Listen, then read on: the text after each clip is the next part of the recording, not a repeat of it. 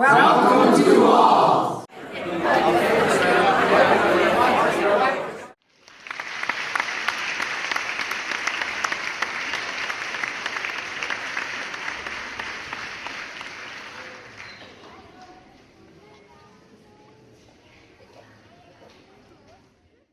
The title of my talk, Michigan's Amazing Black Bears, I really feel that they are an amazing species.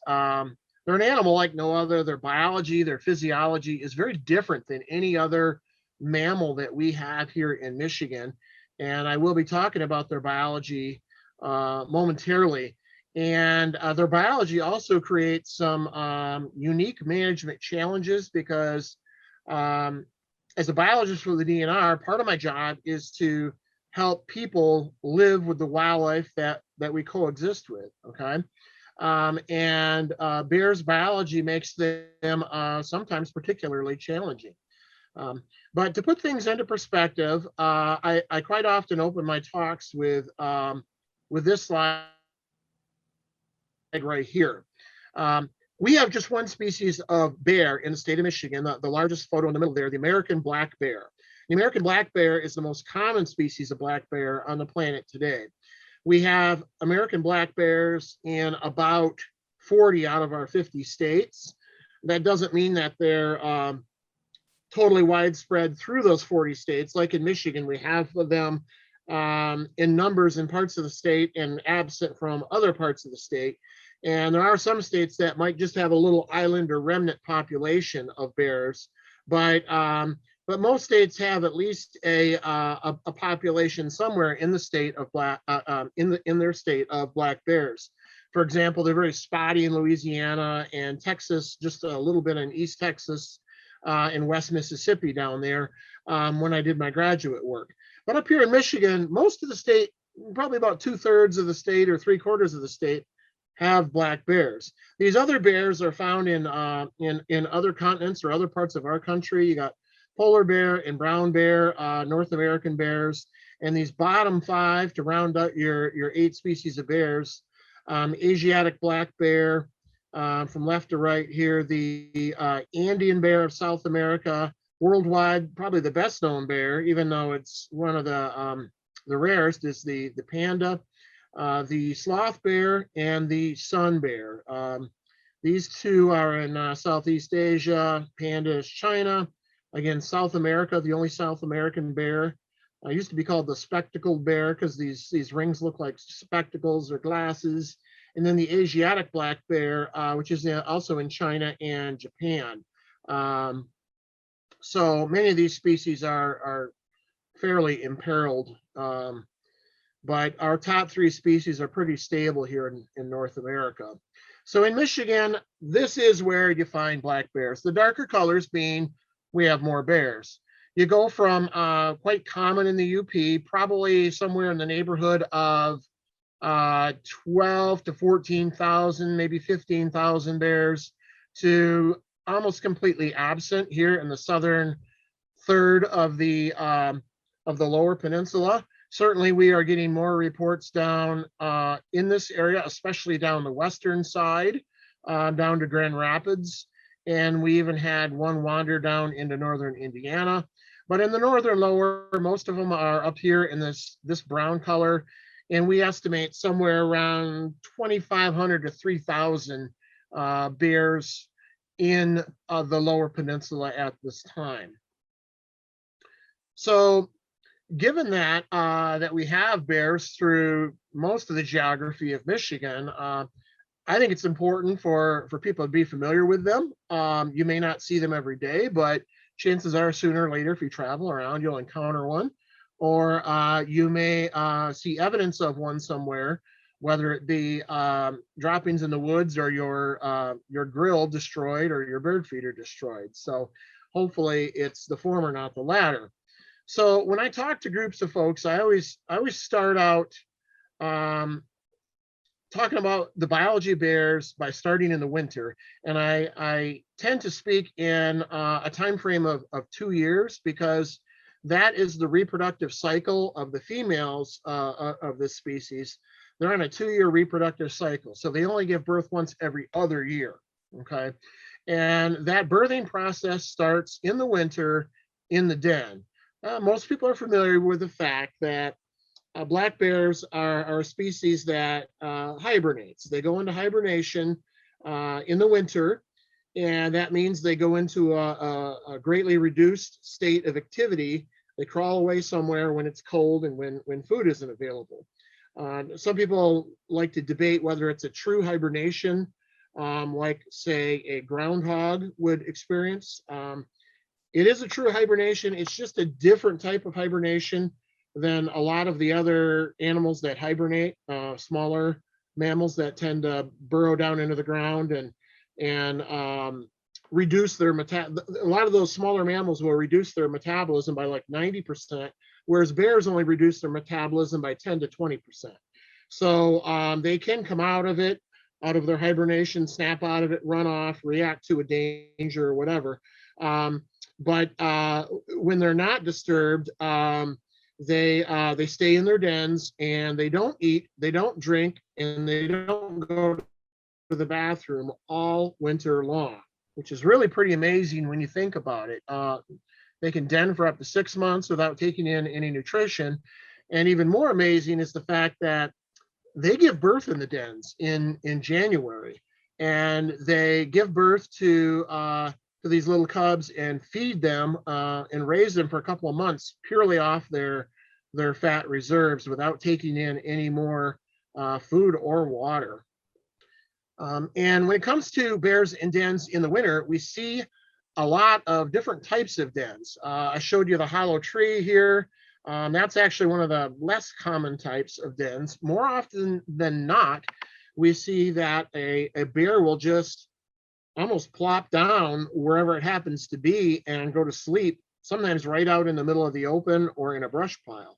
So this bear here is just under a couple of limbs, really not much protection from the winter, and they are hardy enough to do just fine under these type of conditions. So a lot of people always envision a cave, you know, a bear crawls into a den and hibernates in a cave. Well, we have very few caves here in the lower peninsula. There are some mines in the upper peninsula. I don't think there are many caves, or I think there are a few caves in the upper peninsula, but if we were relying upon caves, we couldn't have very many bears, or we would have a lot of bears in those few caves. So they adapt, and they adapt to wherever they're at. Here's a bear that's denned in a marsh in some reed grass, Phragmites grass, that our pilot spotted flying, looking for, he wasn't looking for bears. I don't even remember what he was out looking for, but he came down and took a closer look with the aircraft. And here's a bear laying right out in the open, made himself or herself a nest by pulling down cattails and reed grass and laid right out in the open here. So amazingly resilient animals to be able to do this and survive a Michigan winter. This is one of my collared females, or was. She's not collared anymore. All she found was this like 4-inch diameter branch to lay under. And she denned there and gave birth there. You can see 2 of her 3 cubs are right there by her head. This is her head. These are 2 cubs. And this is where she gave birth to those cubs with snow piling up on her back. So really tough animals. And on the other hand, some of them dig dens down into a hillside below ground.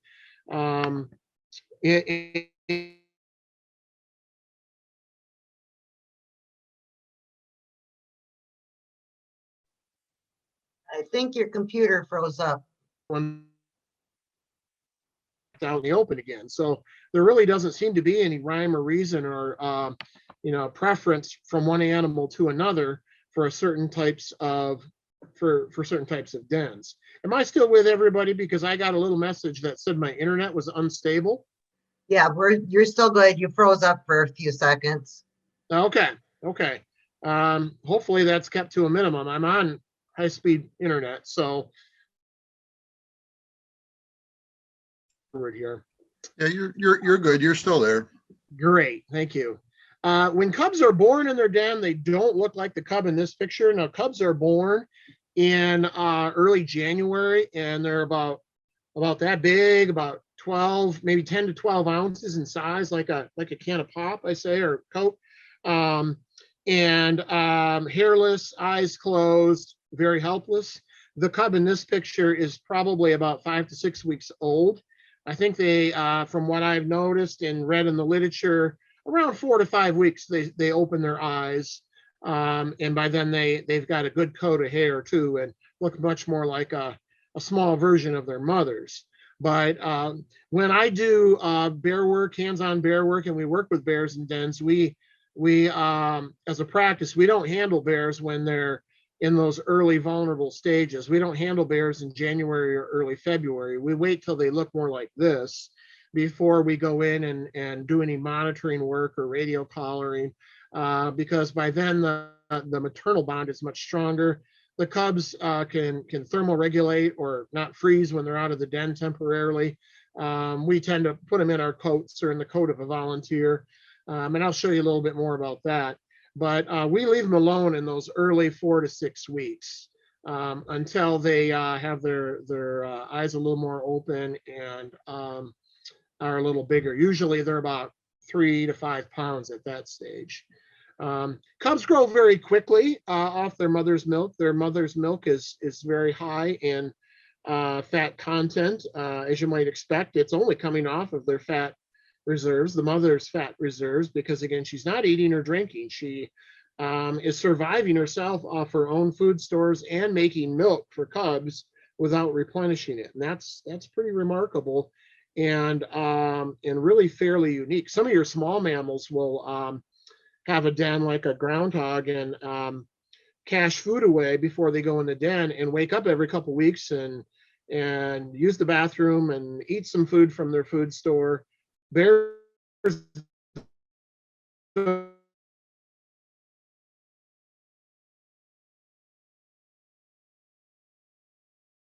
highly refined type of hibernation. The cubs do grow quickly, and by the time they emerge from their dens, which is well, generally about this time of the year, it could be anywhere from late March to early May.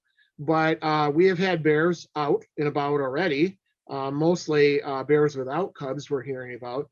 But by the time they emerge from their dens, we're looking at a cub that is probably in the 8 to 10 pound range, and a mother that's lost probably 25 to 30% of her body weight compared to her body weight in the fall when she started denning. So cubs learn quickly as they emerge from their dens and learn from their mother on how to act like a bear and where to find food, whether it be tearing apart logs, eating grass, unfortunately sometimes getting into food sources that are provided by people like bird feeders, especially at this time of the year when things have not greened up very much.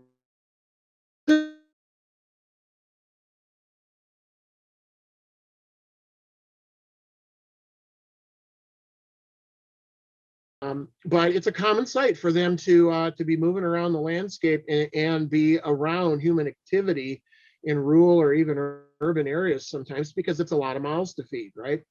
In this case, these are probably yearlings. So the cubs are born in January and they stay with their mom a full year until they go into the den the next winter. Mom doesn't give birth the second winter. Instead, she's with her 1-year-old cubs that we call yearlings.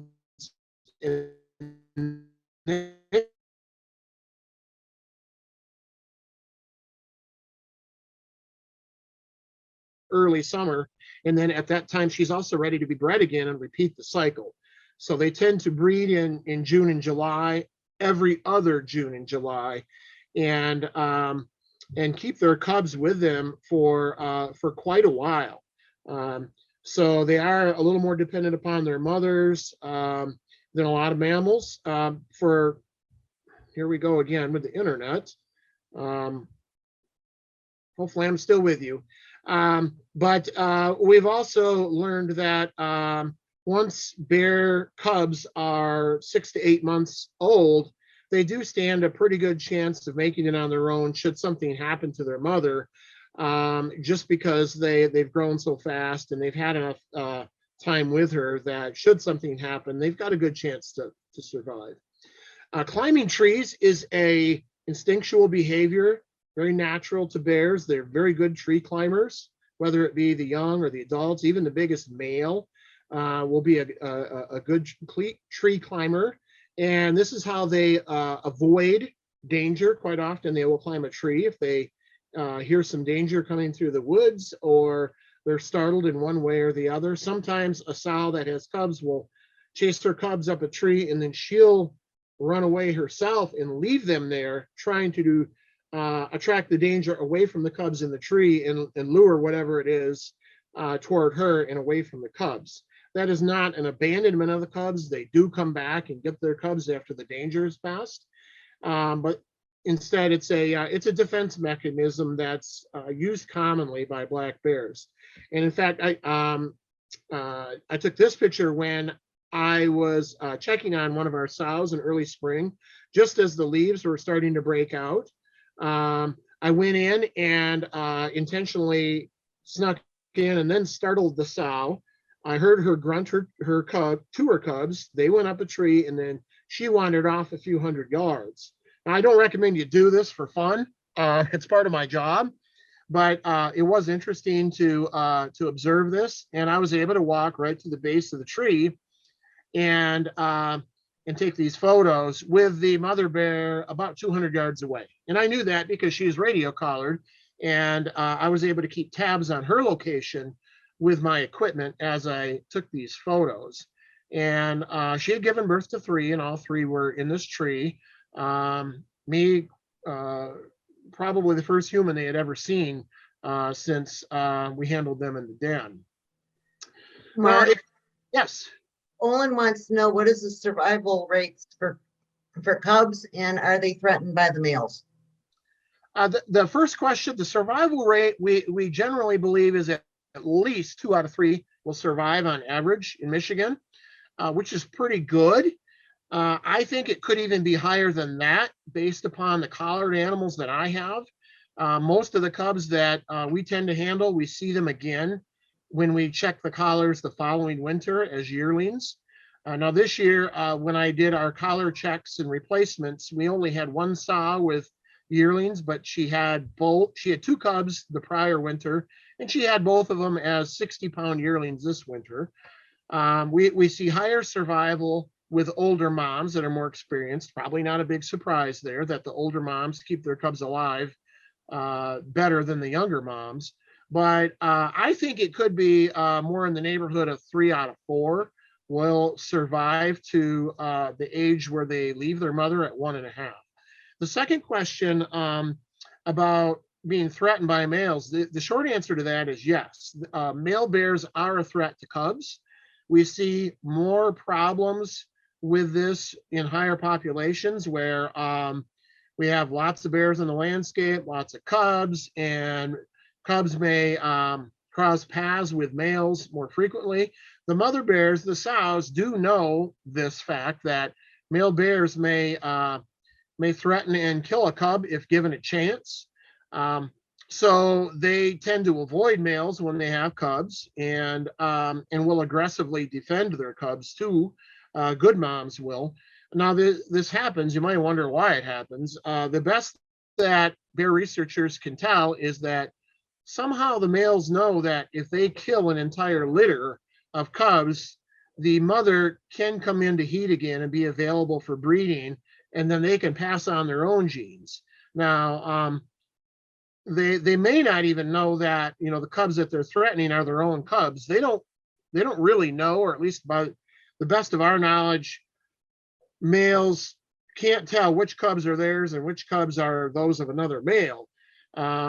And most cubs, just by straight odds, are probably from another male, because there's a lot of bears in the landscape. So yes, we do see infanticide sometimes in black bear populations, but I think it happens more in those isolated high density populations, like I was working in Louisiana. People would find more frequently, they would find cubs that had been killed. So I don't think it's real common in Michigan, but yeah, it probably does happen. Nature sometimes is pretty cruel, but a good mom will defend her cubs and And based on the bears I have collared, most of those cubs will survive. I have had, I think, 2 different females give birth to cubs, and then for some inexplicable reason, the next year they have new cubs again and no yearlings in the den. And that's where I suspect something like that happened. But it also may have been cubs falling out of a tree, cubs getting hit by a car, somebody shooting the cubs. There's really no way to tell when you only see them in the winter, or at least for the most part, I only see them in the winter, what may have happened to the cubs when an entire litter is gone. But it's pretty infrequent when a whole litter is lost. So for black bears, when they are active for maybe 7 months of the year and in their dens 5 months of the year, as you might imagine, food is really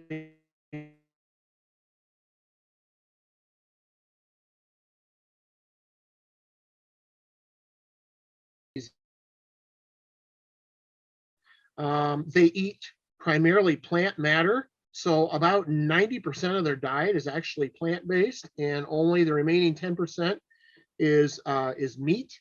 So bears do not do a lot of stalking and killing and of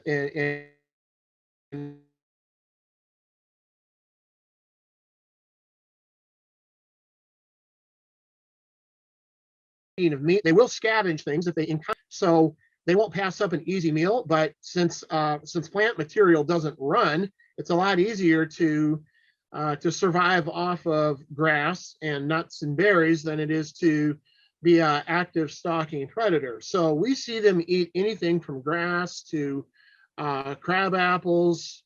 I think this is maybe maple leaf viburnum, blueberries here, June berries, or whatever they can find. And sometimes what they can find easiest is what they find in people's backyards. So that can get them into trouble sometimes. But most of the diet is a plant-based diet, and they do need a lot of it. A lot of calories, as I'll talk about here in a moment. The items that they eat throughout the summer change, of course, depending on what's available. So over here, where we have a lot of oak trees, we don't have a lot of beech trees, but we have a lot of oaks. Acorns are very important. As the year progresses and we get into fall and the acorns start dropping, acorns are high in fat, and bears will actually ramp up their diet. They'll at least double their diet as fall comes on to build on more fat stores for being in a condition where they can den and live off their body reserves, right? So acorns are very important. And in years where we have acorn crop failures, sometimes we will see thinner bears. We will see smaller litters, speculating that some of the embryos don't survive in the females, or we may see females that have no cubs at all. They can actually absorb their embryos and not give birth to conserve energy. So that's an adaptive feature of bears for poor nutritional times. So the numbers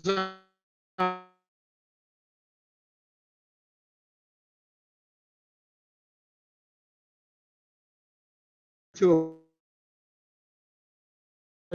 many more times calories are required by bears in the summer. And then in the fall period, a period that we call hyperphagia, where they ramp up their diet even more, they need 15,000 or more calories per day. So that's a lot of calories to get by browsing in the woods. And that is the reason why it's common to have bears come near human beings, where the foods like gas grills and garbage and bird feeders and gardens and dog food left outside in bowls those are very common complaints that we get, because so many calories are required to be in a good condition to go in the den, especially when we have a poor acorn year. We get a lot more complaints from people. It's just bears doing what they need to do to survive. And then in the fall, as the days get shorter and the temps drop, they den again. This is a picture of one of my collared bears denning right out in the open. You can see the little bit of orange color there. Most of the time I use orange colored collars. You can see the bottom of the collar on this female bear, and she's got 3 yearlings. They'll just pile on top of each other here when it comes to yearlings, especially if they're outside. You got one head here and one head here, and then another head tucked behind this one with its bottom end right here. So they'll pile on each other for warmth and survive the winter that way. Even these 1-year-olds will survive the winter off their own fat stores. So pretty remarkable animal again. So black bears can become a real management challenge at times because of their biology, because of their feast and famine type schedules throughout the year. They're in the den eating nothing or eating for 3 or 4, you could say, during the spring, summer, and fall months. So it can become a real management challenge, with the DNR here being this balancing point in the middle, trying to balance a healthy population of bears with a human population that has demands on it. They like to not be bothered or have their property destroyed. But on the other hand, they like to see wildlife once in a while. Some people like to hunt bears. Some people like to just observe wildlife. Some people just are satisfied knowing that there are healthy populations of bears and other wildlife on the landscape. So they have values that bears are in a healthy existence here in Michigan. So it can be a challenge to try to keep everybody happy and also have a healthy bear population. And at the same time, people sometimes go to extreme behaviors to attract bears and see them. This is not a Michigan picture. I stole this from the internet, I guess you could say. Maybe you've seen it before. This was a remote camp in Alaska where the cabin owner, who I believe is this gentleman right here, was feeding bears for a long time at his cabin and habituated or basically semi-tamed these animals to come in at a time of the year when it's not very natural for adult bears to be with each other. So here he's got his little cattle prod zapper here, which probably would do little more than tickle a bear. It's not a taser, it's a cattle prod, I believe. And he's got his family in here and food on the ground for the bear, and all these adult bears sitting around waiting for their turn at the dinner table. This big guy's in the back thinking, at any minute, I'm going to go in here and get my place at the table. And at any moment, a fight between bears or between bears and people could break out in a situation like this. So this guy did get fined, from what I heard, like something to the tune of $10,000 for creating this dangerous situation and habituating bears. This is a Michigan picture. This is one of the things that we deal with a lot in the spring. The calls will be coming in very soon. Actually, a few have come in already about bears destroying bird feeders.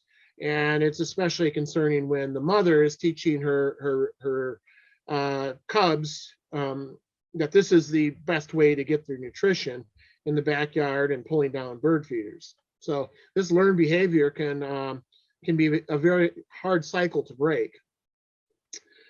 This is one of my collared bears that was from the Cummins area, and she learned to even get past things like stovepipes on wooden posts. This platform is like 6 or 7 feet up in the air.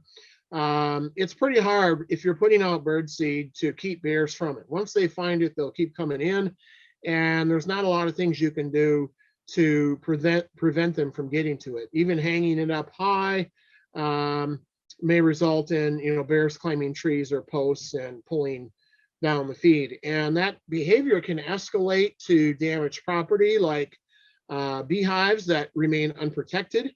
I get calls from hive owners every year with very expensive damage to their hives, loss of particular hives of bees, having bees swarm after something like this happens. In other words, the hive gets destroyed and the bees leave that they paid good money for. So it's my job to recommend how to prevent this kind of situation, and electric fence is a great tool for this.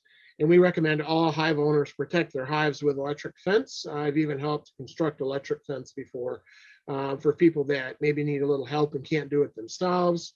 That bold behavior can be learned and continued to get into more dangerous situations like a bear smelling food in a tent.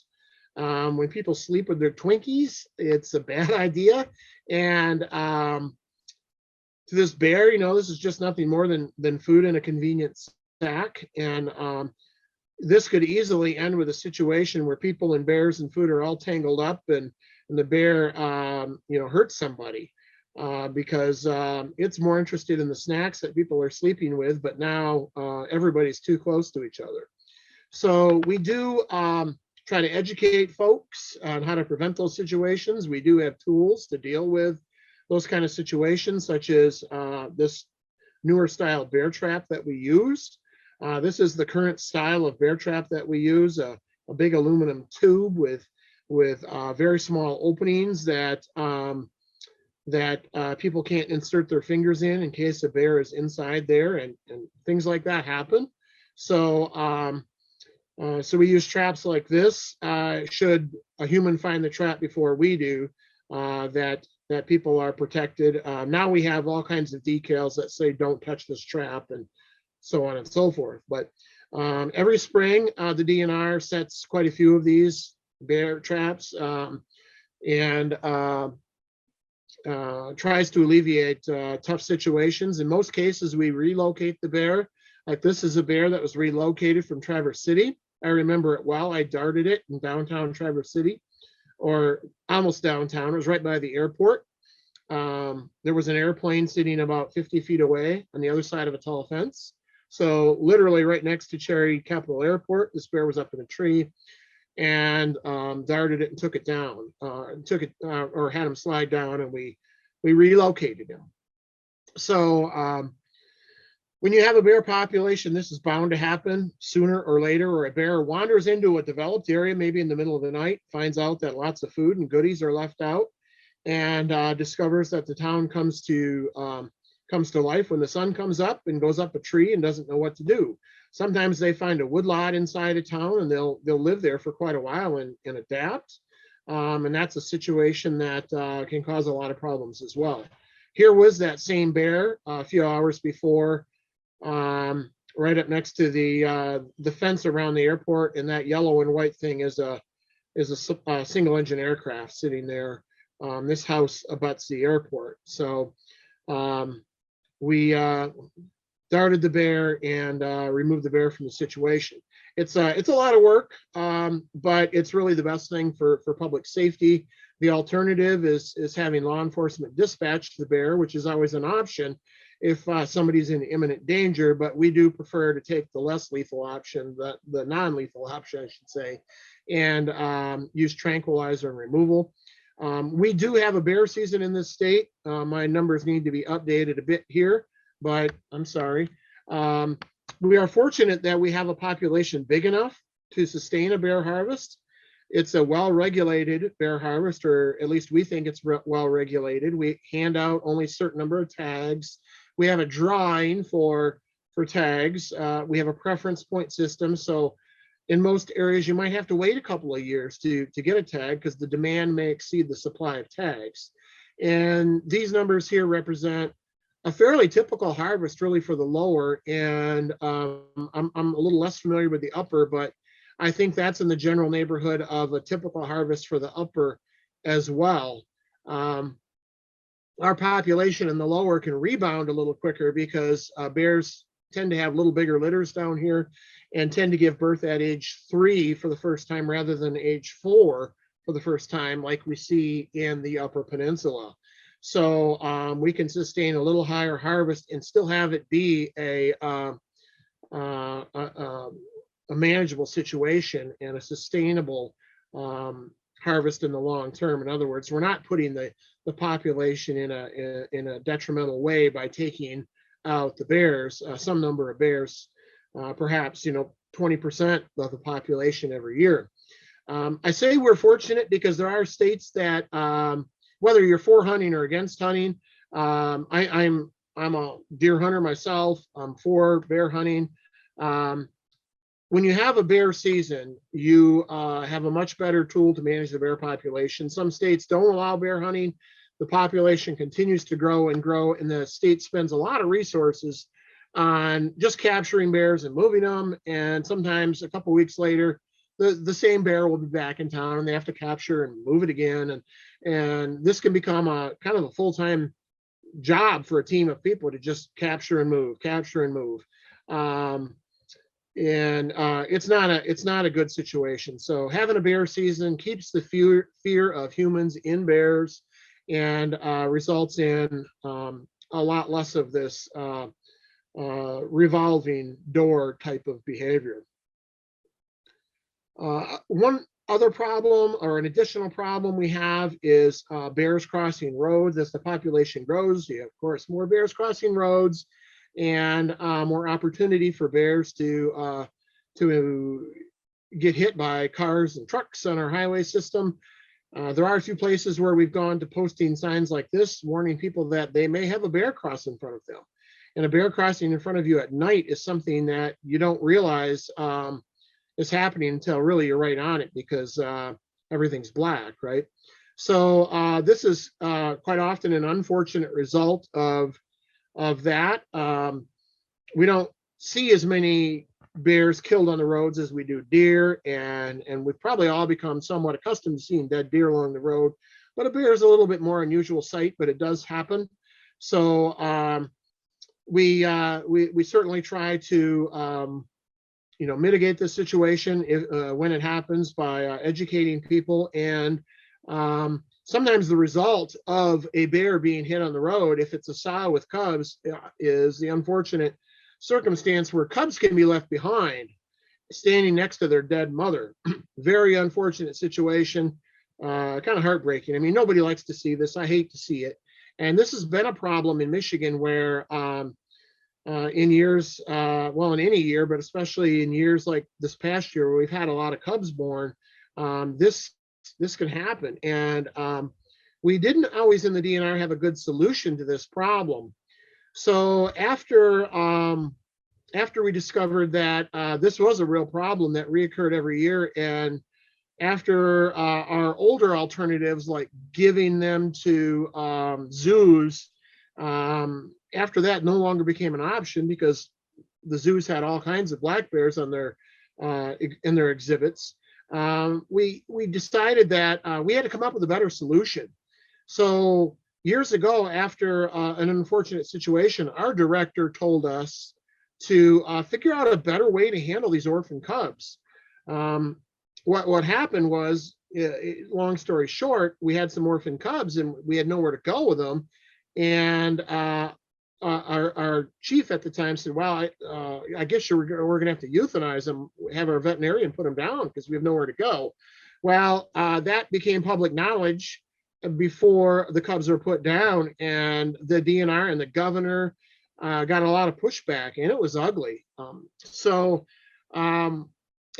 we didn't want to do this. We just didn't have a lot of options. But our director said, hey, find another way. So some of us biologists put our heads together and decided that maybe we could do what this guy in Pennsylvania had done with his research bears, which was to take orphan cubs and put them with other adult sows, and they would sometimes for them.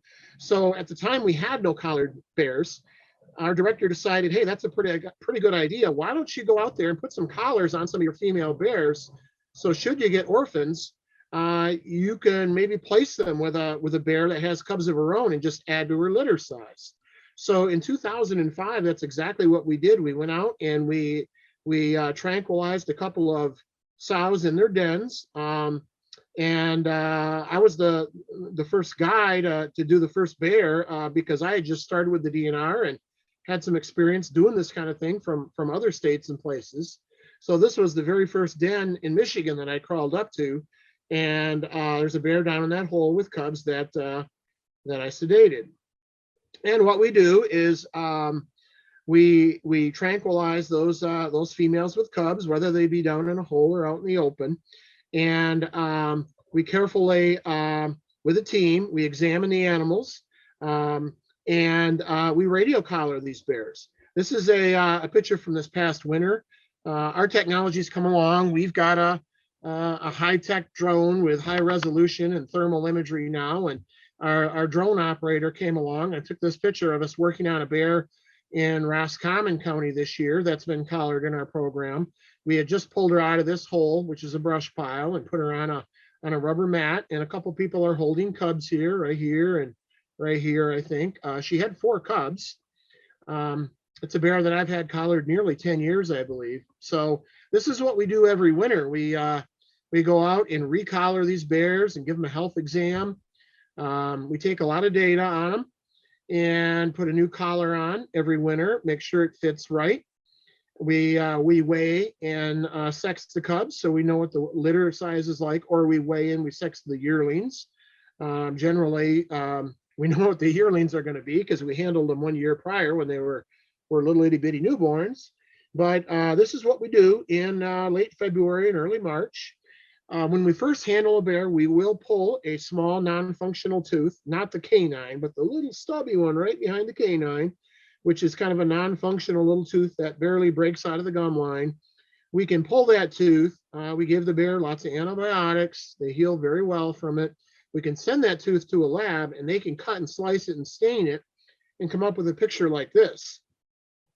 And this tells us how old the bear is. Much like rings in a cut tree, bears lay down growth rings in their teeth, and we can count those rings: 1, 2, 3, 4. 4 and 5 are very close. 6 is further apart. 7's close. 8's further apart. We can tell how old they are. And in years where they have these narrow rings, that's a year where they've given birth. And this is from a female bear. They've given birth. They're putting out a lot of nutrition. Their layers are much thinner. And in years when they're not giving birth, they put down a very thick layer on the tooth. So we can actually tell how old the bears are. And we do this for harvested bears as well. And I've had collared bears up to 24 years old with radio collars on. So we know their age, we know a lot of history about them, and we know what to look out for each year. We give them a general health check just to see how they're doing. We take very good care of them, put them on oxygen, and we do this each year. It takes maybe a couple hours per bear, and it gives us a good assessment of how the bears are doing, how big the litter sizes are. It's really a productive tool for us. We've even taken in groups before. After I do the sedation on the bears, we've taken in groups, even I think a 4th or a 5th grade classroom in this case. I was here, and let them observe us working, and let them come right on in and touch the adult bear when the bear is sleeping. It turns out to be a really unforgettable experience for these kids. So we've used it really as an educational tool too, for young folks and for adults. This is my handling crew on a particular day. Having a lot of tranquilizing experience, I will provide direction to younger biologists or less experienced biologists on how to safely tranquilize and handle bears. So this was 3 or 4 years ago up in the Hubbard Lake area, so not far probably from a lot of you folks. And it gives us an idea of how big our cubs are. This cub is from this past year. This was a picture from late February. This particular bear that's had multiple cubs before only had 1 cub this year, but it was this big male, and it was a really pretty bear. He had kind of this silvery brown coat to it. Usually they're black, just like their parents, but this one had an unusual color variation on it. So that's why I put this picture in here, but very handsome little cub here. It's interesting to see those variations in the population. I think this cub was like 7 pounds too, which is really big. Of course, he had mom to himself, so he was doing really well. This is more typical when we get like 3 in a litter. Back on the educational opportunities, we couldn't take many people out this year because of COVID. So I took advantage of the situation and took my daughter out. That's my 6-year-old Avery. And being in the same household, I could take her. And she got to hold some baby cubs this year. and learn what it is really Dad does out in the woods. So these are three very typical looking cubs, about 6 pounds, I think they were. And these were in the greater Lewiston area. So from a new bear that we collared this year. So a healthy litter of 3 right there. And the good part about having these bears collared again is when we get an orphan cub, like this cub here was an orphan in February, we can do a health assessment on the orphan cub. We can look for a denned bear. There was a denned bear with a collar under this log.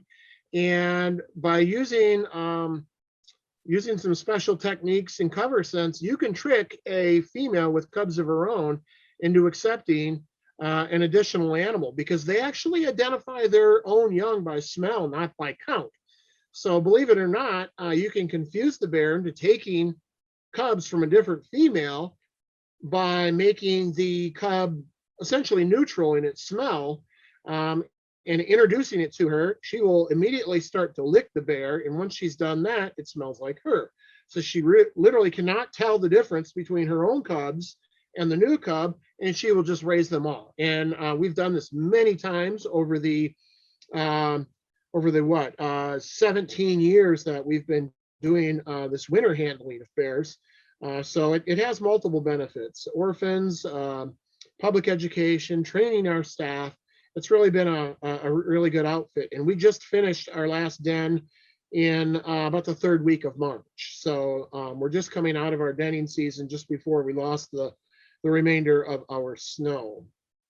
So, and does it work? Well, we have found that it works. This bear here was a bear that I had collared for about 10 years, and she had 2 cubs of her own in January of 2009.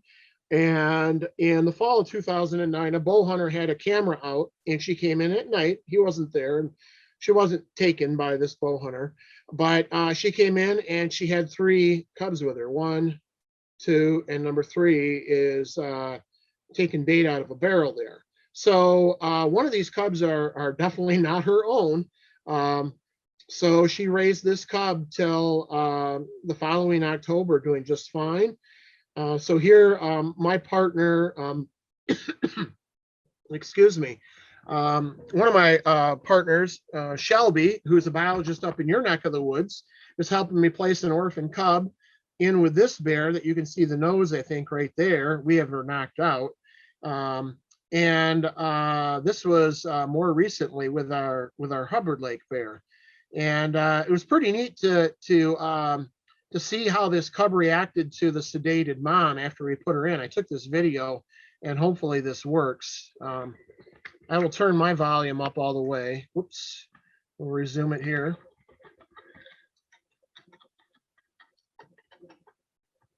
That's the new cub, obviously nursing on the mother, and that's the sound they make when they're nursing. So this cub was very happy to see what he thought was his natural mother. It's not. The cubs can't tell the difference.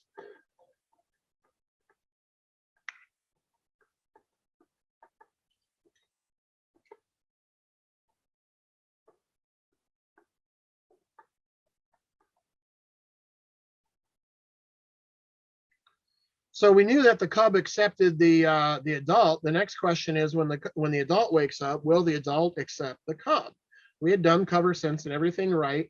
We put out a game camera, and this is what we captured the next day. Not that, the next slide. Here she came out of her den. It was a warm day. It was about this time of the year. She came out of her den, and this is what we recorded.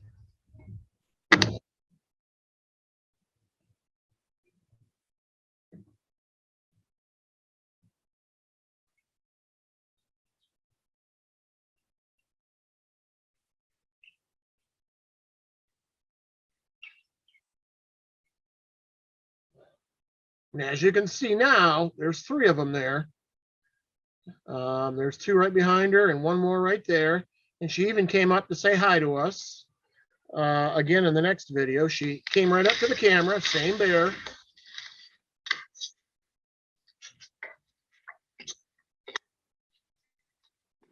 Well, she was going to bite the camera, but she didn't.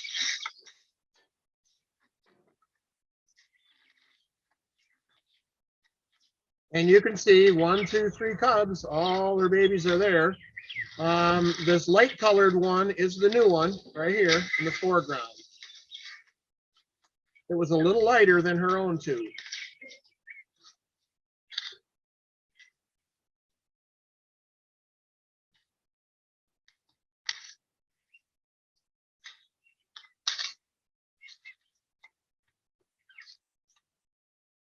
So we knew then we had success when they come out and they're all interacting normally. There's no doubt that the sow has accepted the cub. I think I might have even one more video.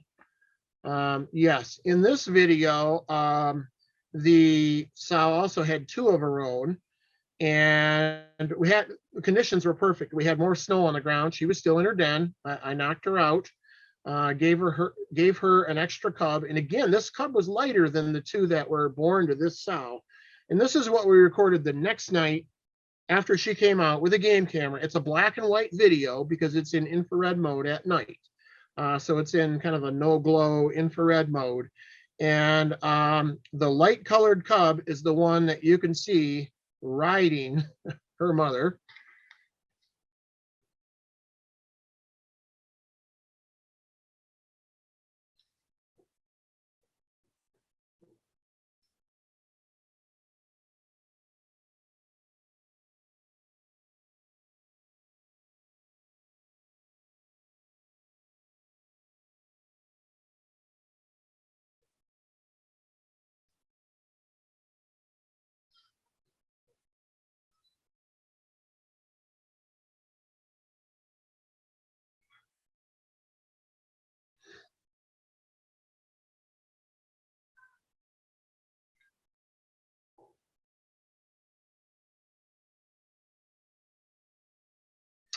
So this light colored cub up here had been in our care for a couple of days until we could locate this bear, come up with a plan, and put the new cub with or the orphan cub with their new mother. And I became pretty clear from this video that she liked her new mom and she was not going to let go. So another success story. Success certainly is not 100%, but it's pretty high. And the quicker we can get them in the dens earlier in the year when it's still cold, the better results we generally see with cub acceptance by the female bear to the cub. The cub will almost always take to the new mother. I would say always. The real question is, will the mother accept the cub? And we've had very high success here with this program of acceptance. So anyway, that's the last slide I have in my presentation, and I'll take any questions that you might have. I have a question. This is Florence Stibbets. Have you ever been threatened by the bears? Very rarely. I've had a couple circumstances where I felt a little bit threatened. In one case, I was placing an orphan cub. And when I'm placing an orphan cub, especially if it's with a female that has already emerged with her own cubs from the den, the strategy is a little different. Basically, I have to find the bear and sneak in and startle her so she scares her cubs up a tree and then walks off. Much like that picture earlier in my presentation, that's the situation I want, where she temporarily leaves her cubs in a tree so I can run the new cub up the tree with the natural born cubs to her. Okay. Well, I did that, and it wasn't that picture that I showed you. Those were all to that, all 3 siblings of each other, natural born siblings. But I had this one sow in the Cummins area, and I walked in and she woofed at her 2 cubs and they went up a tree. But instead of walking off as they usually do, she came at me and charged me. And in most cases, when a black bear charges you, they're going to do what's called a bluff charge. In other words, they're not going to continue on and knock you over and bite you or eat you. They'll run maybe half the distance from where they start to you and stop and stomp their feet and then walk away a little bit, and they may repeat it once or twice, and then they'll walk off. they really don't want to attack you. They you know, they know they're more in danger by attacking you, really. Or at least it seems they know they're more in danger than by leaving you alone. I think what the bear was trying to do was buy enough time for her cubs to get up the tree, and then for her to walk off, and that's exactly what she did. When I'm putting a orphan cub with a new sow, I usually do carry a can of bear spray. And I carry the big can. It's about the size, I don't have one here, but it's about the size of a standard water bottle, and or a can of hairspray. You can buy it at sporting goods stores. And I will carry that in a belt holster just in case. If the bear, you know, comes too close, I'm going to spray the bear. It's really not what I want to do. It'd probably risk the you know, it would risk the chances of a successful orphan placement, and maybe even the risk of her abandoning her own cubs. But if I think I'm going to get attacked, I would use it. I've never deployed bear spray on a bear yet in Michigan. I stood my ground. I yelled at the bear, let that bear know who's boss, or at least I tried to overcome any nerves that I had. Yell, wave my hands, you know, get out of here, bear. And that bear ran off and went about 100 yards away or so, stopped, sat, looked at me, and then wandered off. I had one other bear that swatted at me when I was very close to it. I thought this was a bear den situation. I thought I had her sedated. I was crawling through very tight little jack pine saplings about that big in diameter. And I touched her paw, and you know, her head was laying on the ground. I was sure she was out. She was not. She lifted her head and swatted at me. And I was only really arm's length away from her. And I really couldn't back up easily because I was in these tight little saplings that I had to snake through, and I was kind of trapped. And that was a little bit of a scary situation. She had 2 cubs nursing on her. She did not leave the cubs. I could only back up maybe a foot. I was really, in that case, at really her mercy. She could have done pretty much anything she wanted. I didn't have pepper spray. I did have a partner maybe 10 feet away. She swatted at me once and laid right back down. And after letting my heart slow a little bit, I pulled up some more drug and used my pull syringe to inject her again. And she went down smoothly and everything went great. So obviously I was extremely close to her and her young. I mean, like 3 or 4 feet away, right? And she could have done pretty much whatever she wanted to me, and she didn't do anything other than swat at me, and she missed. And she swatted one time. So this was the bear that I followed until she was 24 years old. And she was probably about 20 at the time and plenty big enough to do whatever she wanted to me. They really don't want to hurt people like, you know, like some stories come out. You only hear the worst of the worst stories. And again, these were sows with young cubs. I mean, they will defend their cubs, no doubt about it. But even in those very close situations, you know, both of them turned out to be fairly benign situations. And I only get this close to sows and cubs because of my job, right? I don't recommend people, you know, do what I do unless it's your job to do it. And, you know, I've got quite a bit of experience doing it too. And I've got, you know, help out in the woods with me. So in most cases, if you see a bear and you let it know it's there, you know, hey bear, and wave your arms, and, you know, if there's a stick that you can throw by the bear, you know, it's going to run away. And in most cases, they run away before you even know they're there. I've had a couple of instances where I've heard a bear run away. I've had a couple instances where I saw the bear and then it ran away. But most of the time they leave you before you even know they're there. So they really don't want to tangle with us. But bear spray is a great tool to use. Now, what I'm talking about is black bears in Michigan. I'm not saying go to Yellowstone where there are grizzly bears and, you know, approach a sow with cubs and expect the same result, because you won't get the same. There's a good chance you won't get the same result. This is black bears. Grizzly bears, polar bears are far more aggressive by their nature. Black bears are not very aggressive by nature. So yeah, don't generalize too much if you go on a trip and you're somewhere else with some other type of bear. But in Michigan, we're pretty safe here from bear attacks. Not impossible, but very, very unlikely. Good questions. And thank you for your answer. A good, answer. Just allies my fear of being out in the woods and wondering what to do. But that's a good suggestion that you gave. Yeah, let's see. I'm trying May to. I ask, what's the current estimate of the bear population in Michigan, adults?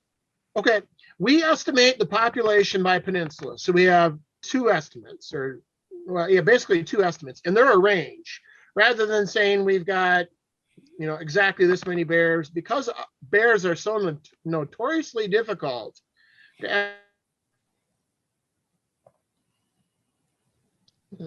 because they're very solitary.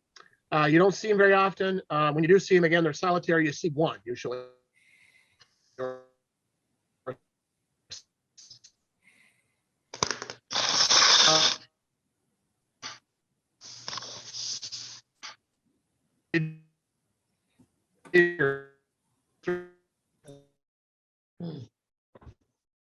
So we use from I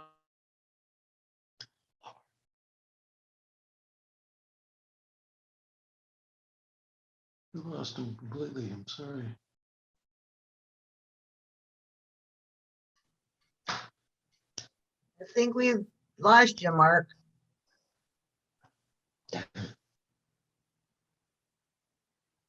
Can't hear you.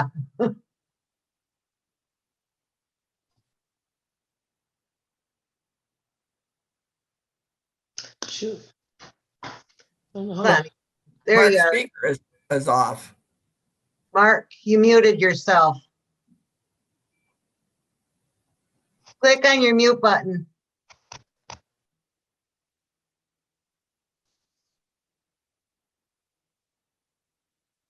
No. Can you hear me now? There you are. Anybody? Yep. Yeah. we can Better? hear you. Okay. Sounds like you can.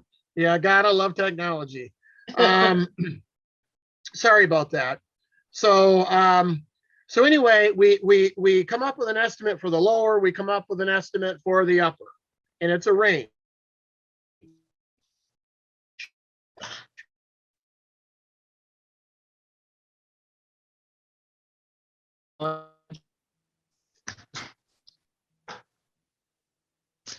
Models have search. Models are always wrong. That was his way of saying that, models are certainly not perfect. Yeah, we're muted again, aren't we? No, Hmm. nope, you're not muted. You there?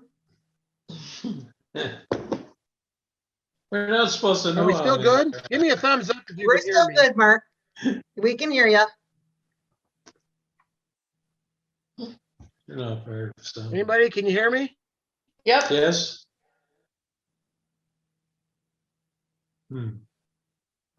Keep freezing up, Mark. Darn it.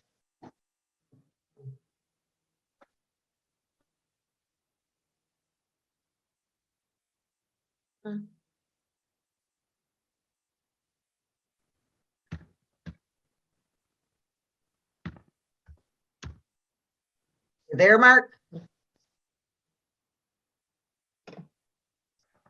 We had video, but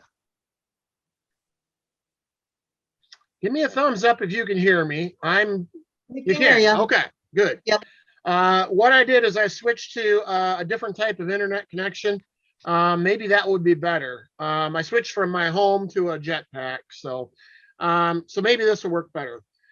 So we come up with two estimates, right? One for the lower, one for the upper, and we are in the range of about 2,000 to 3,000, probably more around like 2,500 to 2,700, 2,800 bears in the lower. And I know that's a pretty big range, right? But that's about the best you can do right now with the data that we have. And then we're about 12 to 14,000 in the upper peninsula. So obviously we've got like what, 5 times as many bears in the Upper Peninsula as we have in the Lower Peninsula. So quite a difference. And the number of tags that we give out for bear harvest reflects that difference too. So, but as far as we can tell, very healthy populations in both peninsulas. We're able to have a harvest and sustain that harvest every year.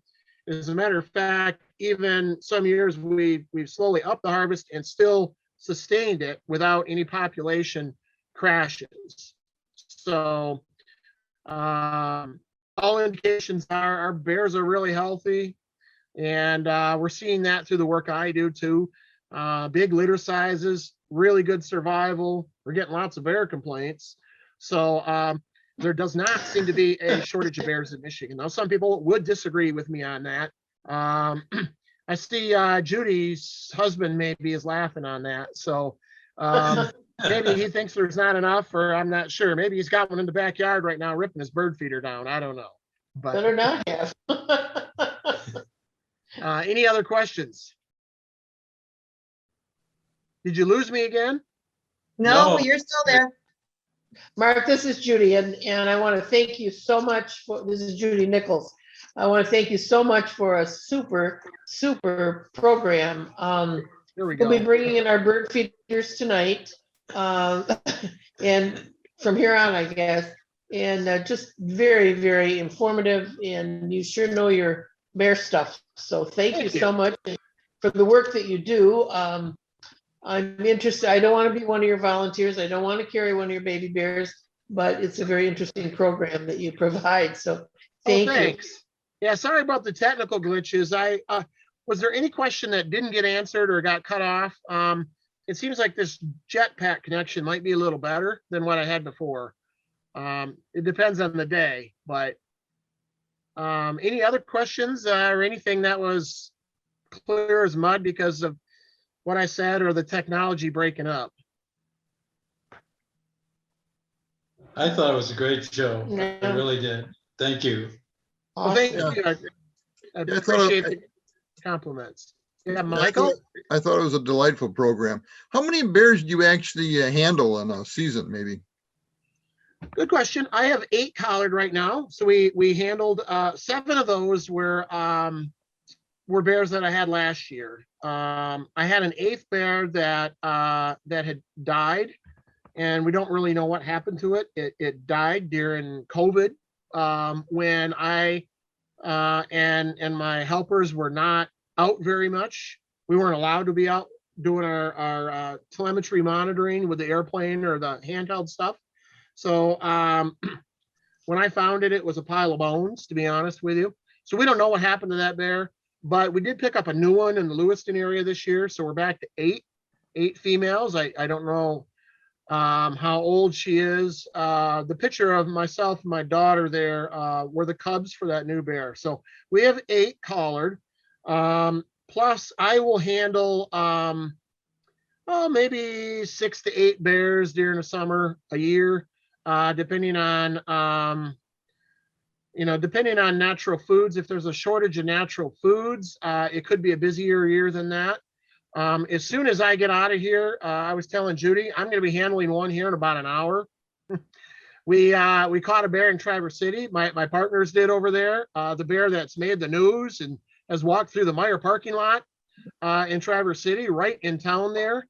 That bear was captured this morning and is waiting for me to come to the office in about 20 minutes. I don't live that far from my office, and they want me to drug the bear, and we're gonna give it an exam and see what we have, and then ear tag it and relocate it. So, and hopefully it will stay out of trouble. But we're gonna move it pretty far from Traverse City. So which might mean a little closer to you guys. I'm not going to tell you exactly where we drop our bears, but it will be in a big block of state land, and we hope he stays out of trouble.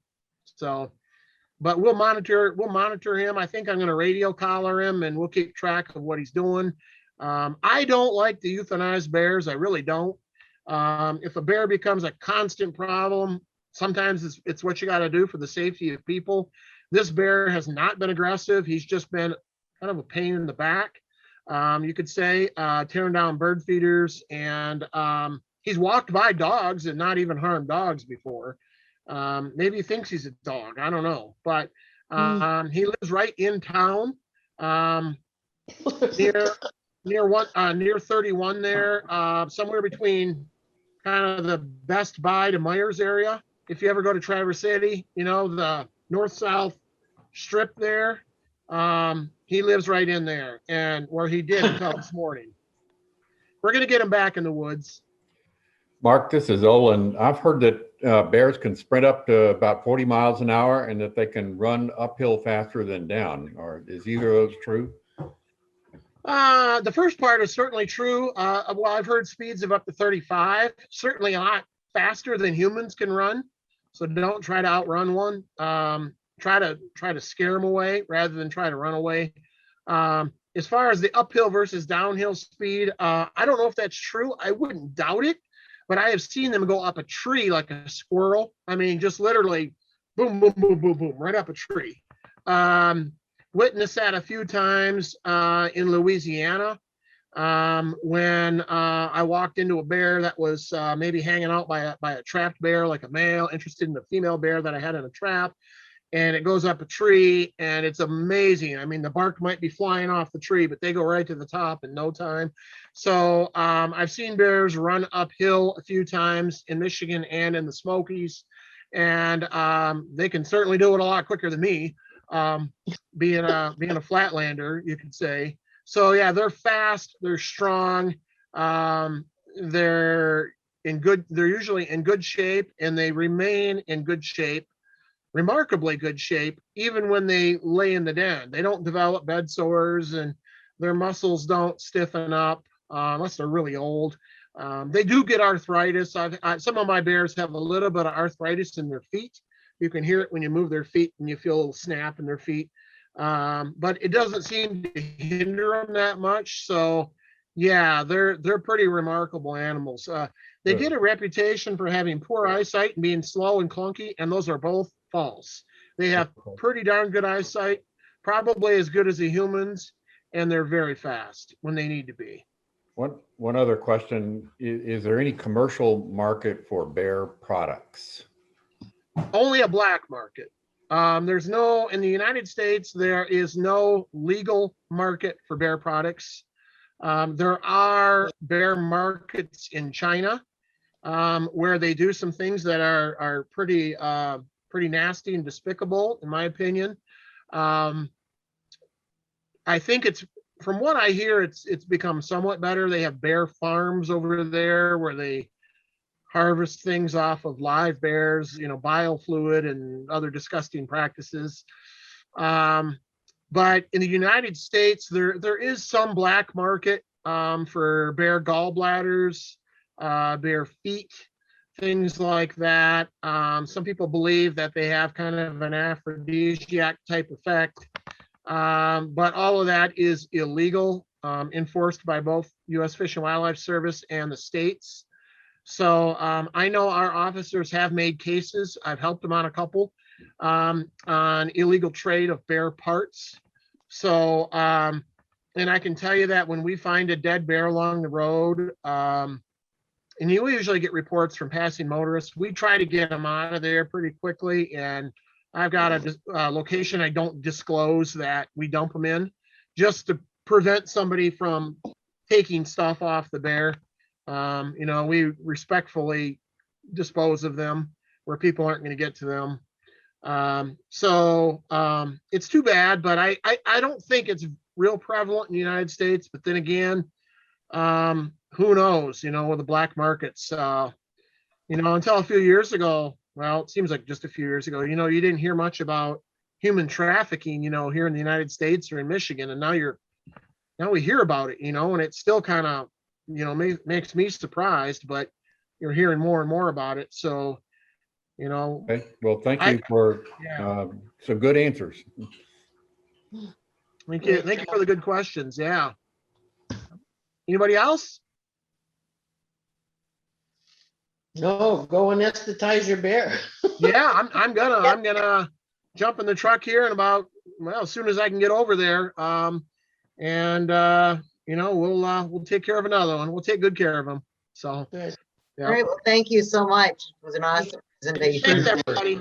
Thanks. Very well It's a done. pleasure. I enjoy talking to folks about bears. So, feel free to give me a shout out if you ever have any other questions or problems. So, otherwise, I'll say have a good day. You Bye-bye. too. Thank you. You bet. Goodbye. Bye-bye.